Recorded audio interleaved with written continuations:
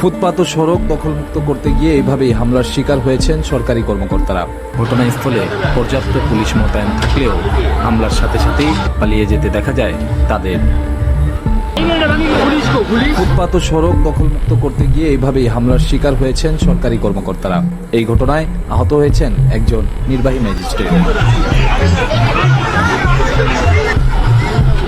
মঙ্গলবার দুপুরে মিরপুর ১ নম্বরের স্বাধীন বাংলা মার্কেটের সামনের সড়ক ও ফুটপাত সহ আশপাশের এলাকা অবৈধ দখলমুক্ত করতে গেলে ঢাকা উত্তর সিটি কর্পোরেশনের কর্মকর্তারা হামলার শিকার হন।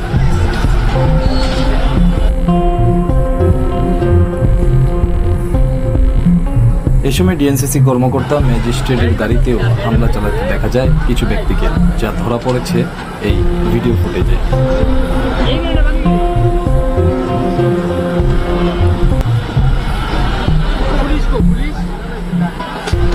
অভিযানে ডিএনসিসি কর্মকর্তা ও ম্যাজিস্ট্রেটের নিরাপত্তার জন্য পর্যাপ্ত পুলিশ মোতায়েন থাকলেও হামলার সাথে সাথে পালিয়ে যেতে দেখা যায় তাদের। ডিএনসিসির পক্ষ থেকে জানানো হয়, দীর্ঘদিন ধরেই মিরপুর ১ নম্বরের এই সড়কের আশপাশের ফুটপাত অবৈধভাবে দখল করে রেখেছে দখলকারীরা। নিয়মিত অভিযানের অংশ হিসেবেই আজ সেখানে অভিযান শুরু করেছিল সিটি কর্পোরেশন। কিছু বুঝে ওঠার আগেই তাদের উপর হামলা চালানো হয় এমন অভিযোগ ডিএনসিসির।